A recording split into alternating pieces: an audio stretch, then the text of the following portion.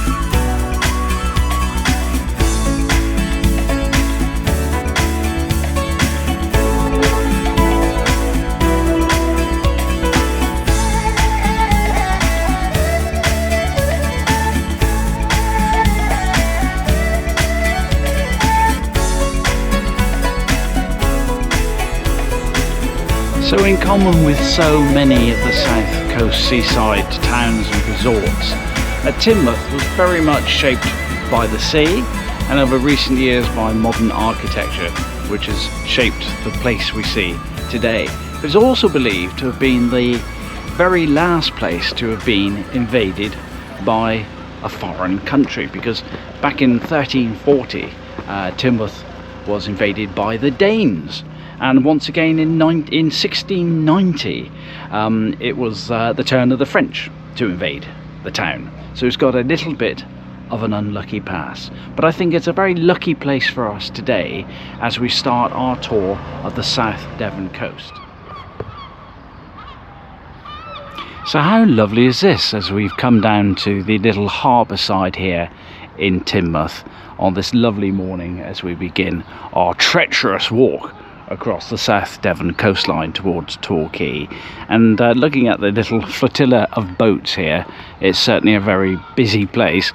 And in the background we can see a pub which is called the Ship Inn, which I think is the exact sort of location our friends from the Midsummer Gurnards, who you might have seen on our adventure to Loo, might well be singing outside as they go through their repertoire of sea shanties.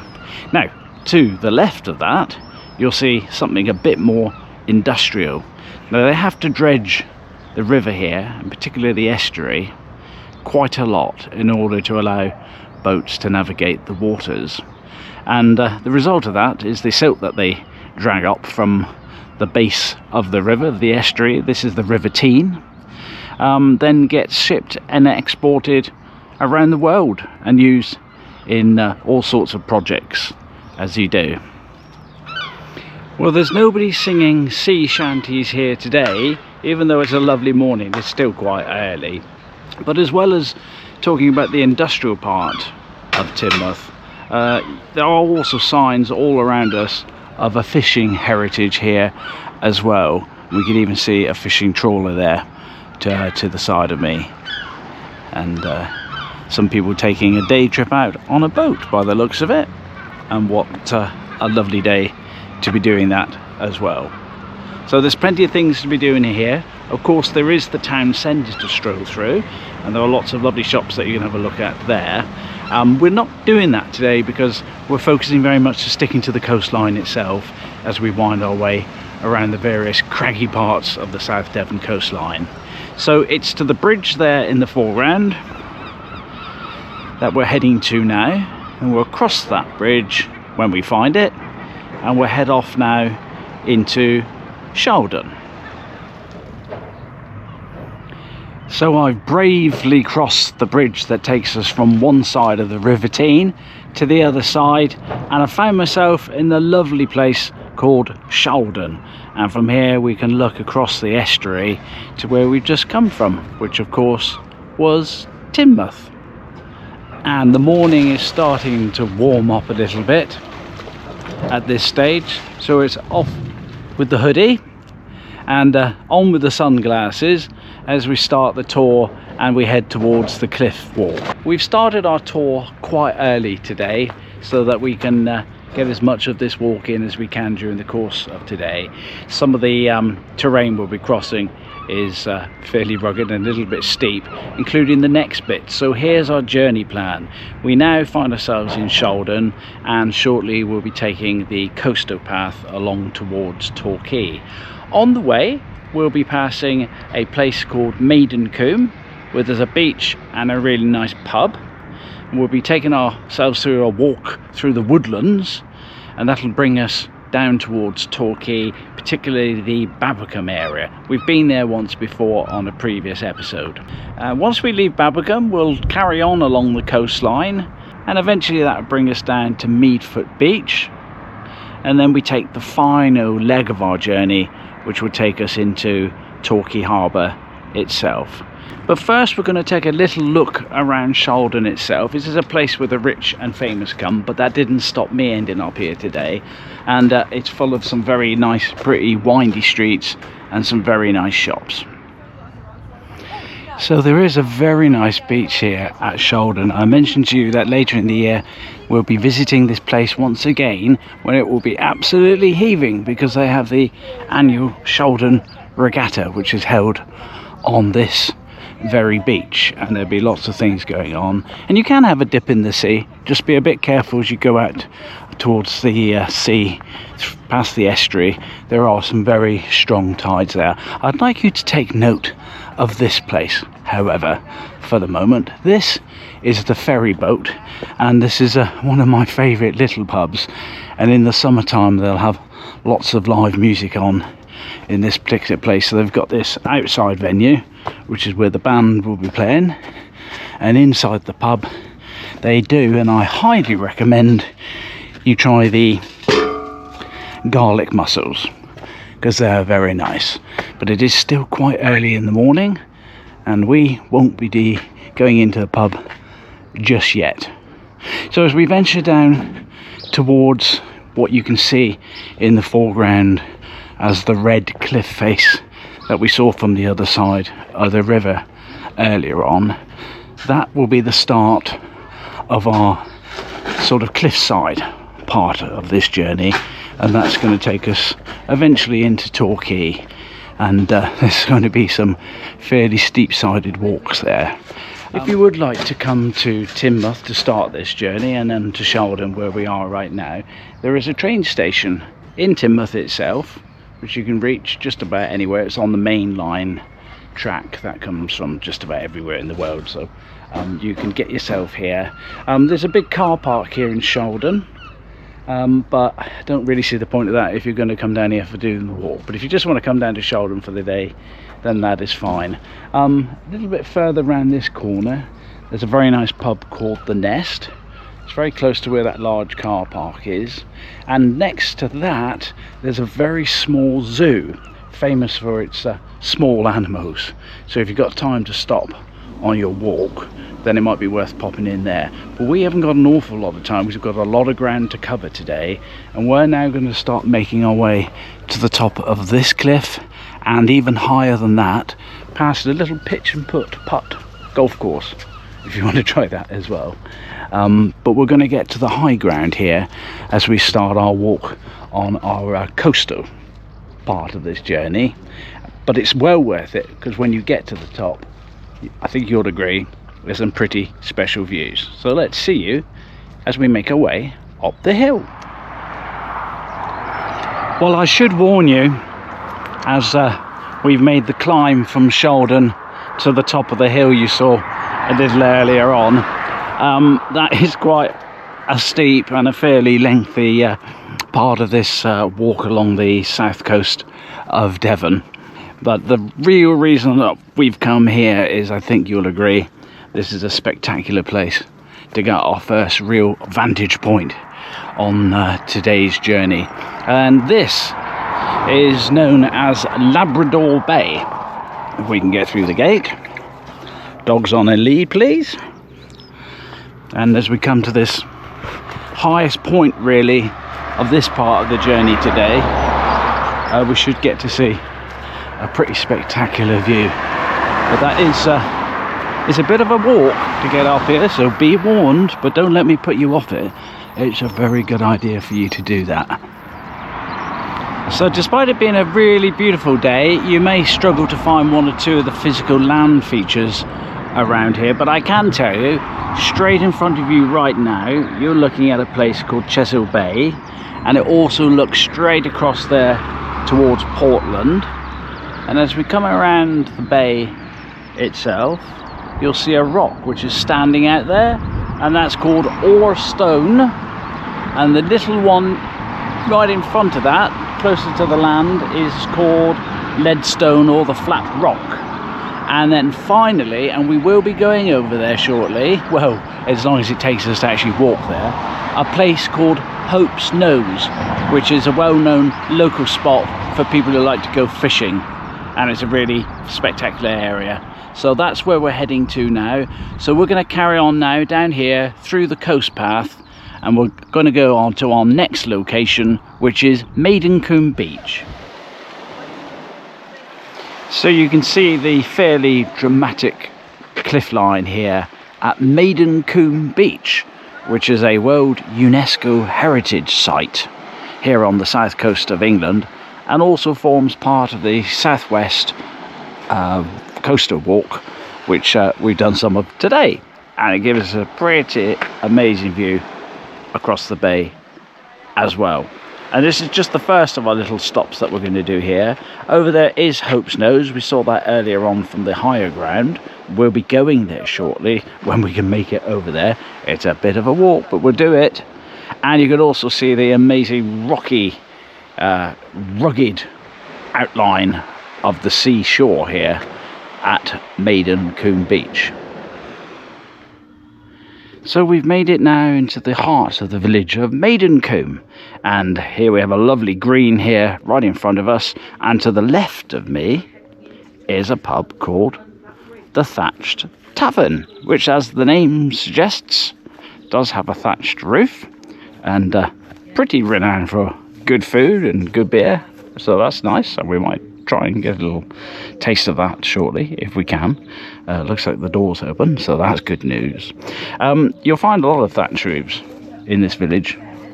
There's one over there, and in this part of the world, back in the day, everything would have had a thatched roof. It's a little less common nowadays, and there's still quite an art of making thatched roofs. In fact, you have to be a master thatcher in order to put some of these roofs to replace them. But that's really nice and very quintessentially Devon, like you do. Well, it seems that we weren't in the wrong time space at the moment to get a pint, because guess what? I've got one, and we've ended up here in the Thatched Tavern at Maidencombe on the South Devon coastline. And just let me give you a little look around the gardens here, because if you like a beer garden, you'll like this one. As you can see, very nice, very pretty.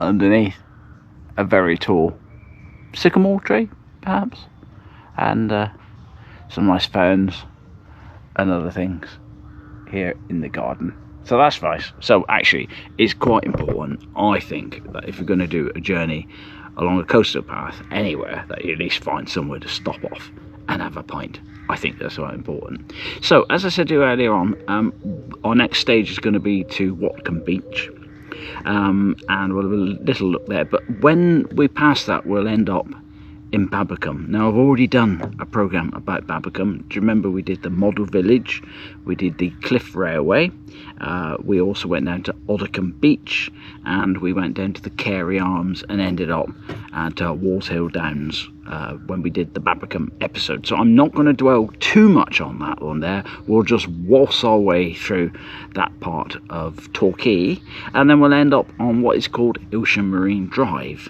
Now, Ilsham Marine Drive takes us right the way round to Hope's Nose. That's a place where people love to go fishing. Then after that, we're going to end up at Meadfoot Beach, and you'll remember Thatcher's Rock from another Torquay episode that I did, before we finally go into Torquay itself and end up in the harbour. Not actually in the harbour, well, I hope not in the harbour, because that would be a bit wet and I'm not sure the camera will cope with it too much, but we'll end up in the middle of Torquay Harbour, and that will be the end of this particular day trip. So I'm going to enjoy my pint like you do, and I'll see you later in the show. Oh, and just one other little request, if you don't mind. If you're enjoying this programme, please press the subscribe button, and also give me a little little thumbs up. And the other thing you can do, if you actually send any kind of comment to me on my channel on YouTube, I'll always respond to it. And I do appreciate those who have actually sent me messages in the past. So I look forward to hearing from you, so please do it. Okay, on with my pint. Here we go. So this is the start of our next adventure, as we go through these slightly forbidding woodlands, heading in to a slightly darker area of the world. We're going to make our way through towards Watcombe Beach, and on the way I can promise you some pretty amazing woodland views. So let's get going.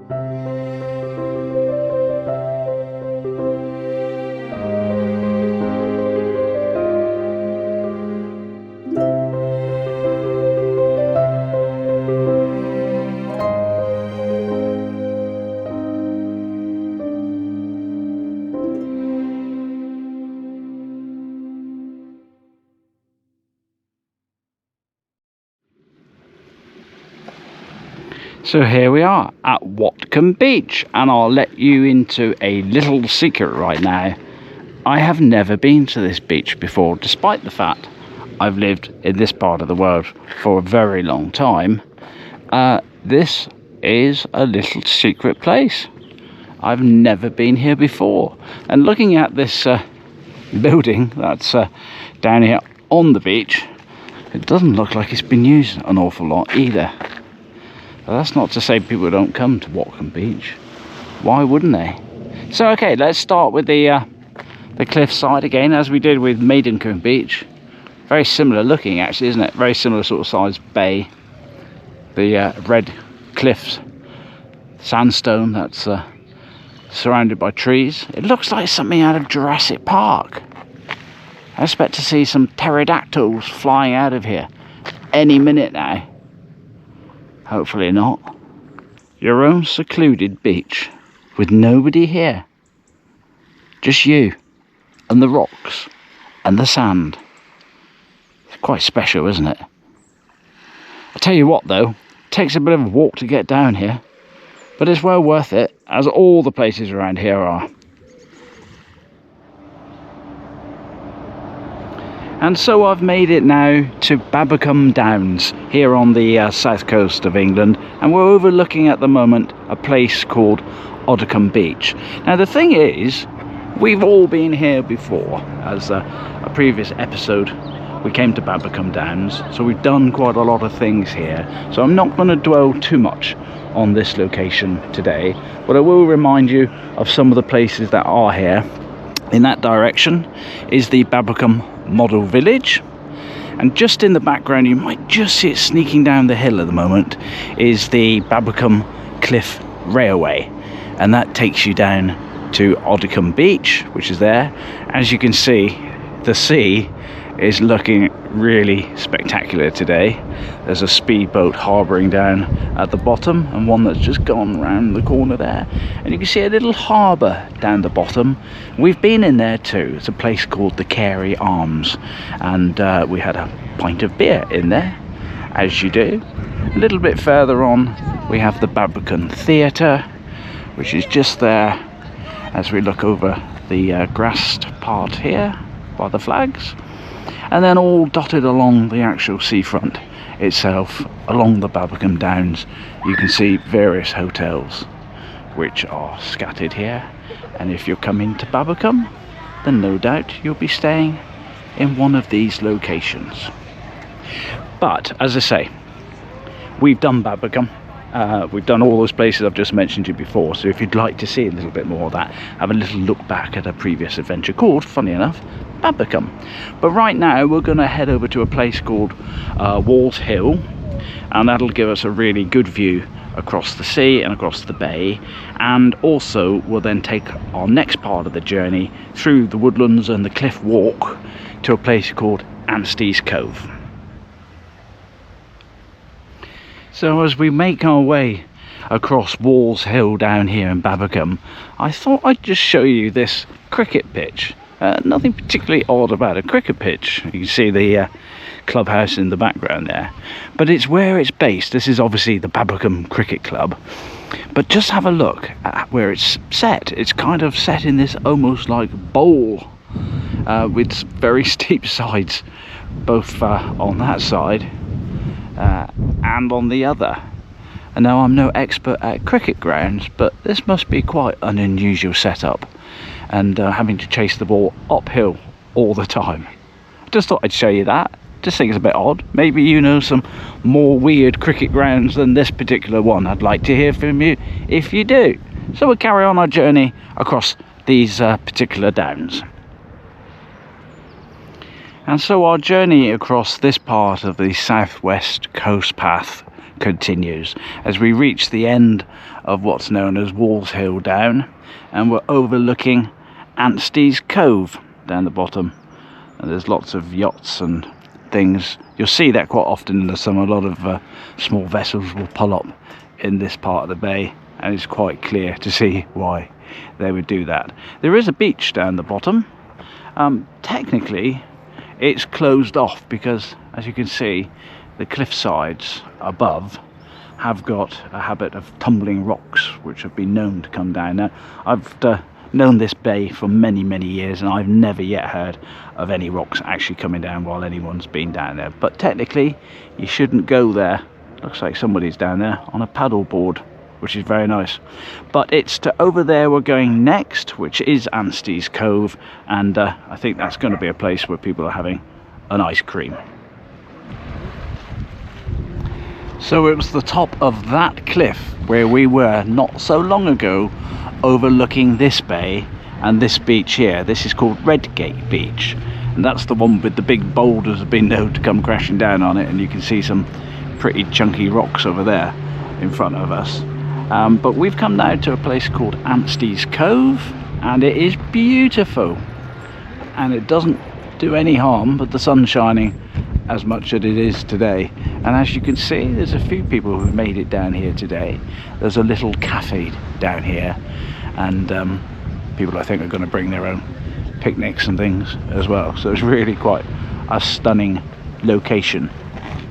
If you're coming just to this part of the world, so if you didn't want to start off all the way in Teignmouth where we started this particular episode, there's a little 2-mile walk around here that takes you into Anstey's Cove along Redgate Beach there. It'll go to a place we're going to visit shortly, which is Hope's Nose, and it'll take you up to Kent's Cavern, the aforementioned, as well as part of that. There's about a 2.5-hour walk which you can do, which is just locally, and you can find details of that no doubt online, but there's maps dotted around the place here to show you how to do that. Lots of people out on their paddle boards, and some people are out swimming, and some people are just sat on their boat drinking Prosecco or something.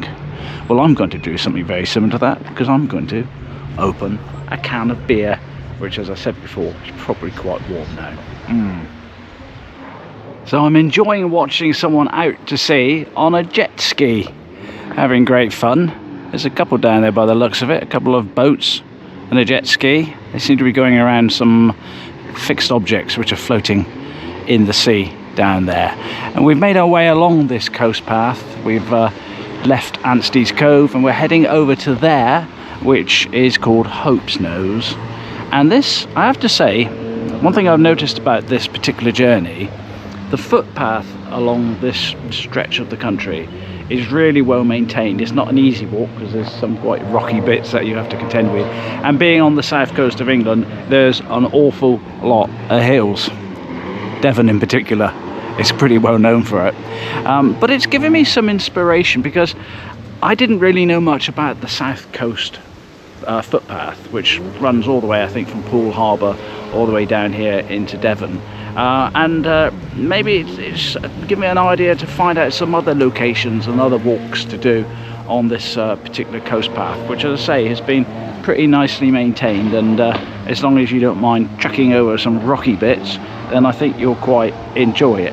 Anyway, we're off over there now to Hope's Nose, and we'll say goodbye to our friends on the jet skis.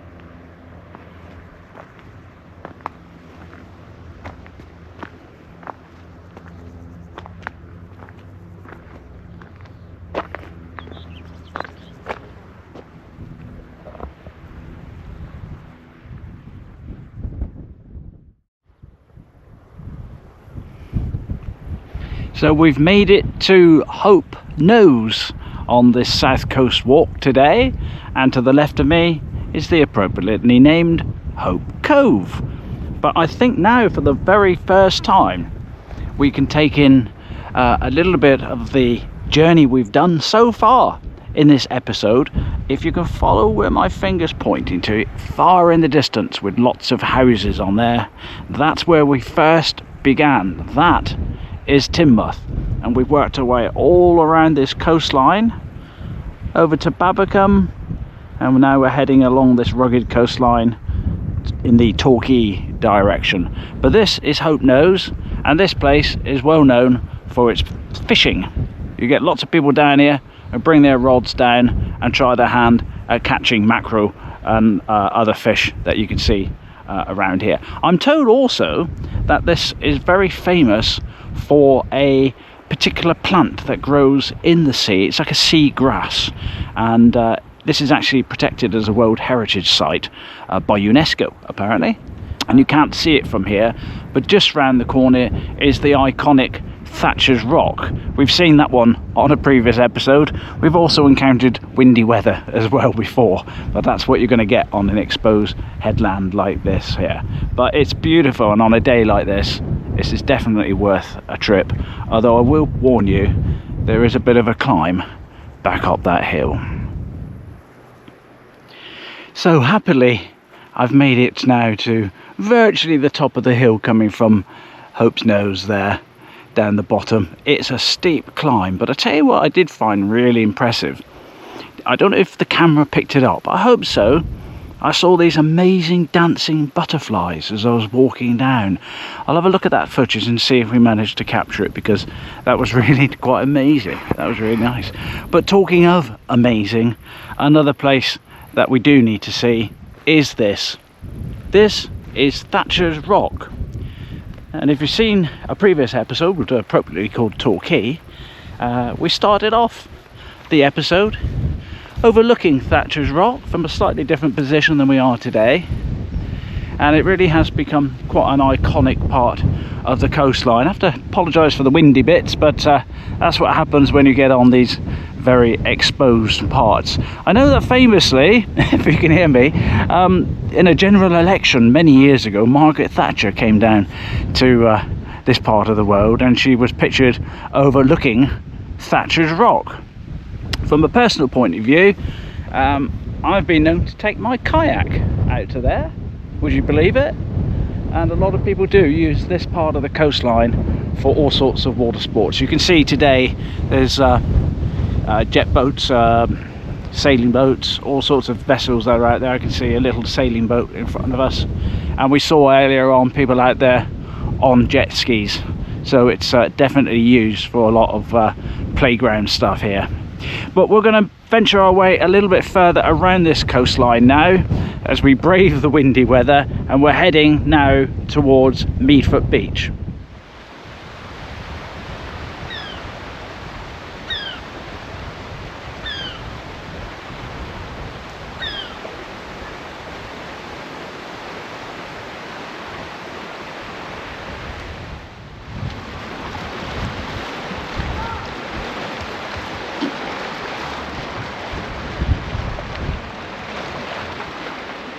And so here we are at Meadfoot on Meadfoot Sea Road, and this is the beach. And the tide's a little bit on the way in at the moment, so the beach is getting a little bit smaller. It's kind of beachy there. A little bit further down to the left, you'll see that it's a lot rockier. And this place is well known for people who like to come down and get their kayaks out and do various water sports and things like that. And of course you can get another view once again of the famous Thatcher's Rock, which is over there. So that's that one. At the far end you notice that large hilly part towards the end of the beach, and that's called Daddyhole Plain, and we'll be going up there very shortly because that's the beginning of the final leg of our journey today around this coastline. And just around the corner from that there's the famous Osborne Hotel, or as it once was known as the Hesketh Crescent, which you will have seen on a previous episode, so look out for that one if you do. But it's very nice down here. People do camp down here, you're not supposed to, but people do park their vans down here sometimes and spend the night here. And there we go. Right, let's make our way over to Daddyhole Plain, and then I'll see you soon as the phone rings. So here we are now at the beginning of the final leg of our journey today on this incredibly adventurous journey from Teignmouth all the way to Torquay, and we're at a place here called Daddyhole Plain. And this is a great place if you've got a car, because there's a car park here, and a great place for walking the doggies as well, little doggies. But you get great views across Tor Bay here, somewhere behind all this shrubbery. You can see Brixham there in the background, and then we can stretch our way all the way down to Thatcher's Rock and all the way out to sea with all the lots of the little boats that are out there. So the last leg of our journey is in that direction, past what looks like to be the lifeguard station, where they will be monitoring things that are going on here today, and we'll work our way through the coast, and eventually we'll get to Torquay Harbour. So this is the last bit, but this bit, it's unrelenting really. This is very much up and down, so let's go and let's see if my feet will cope with the journey.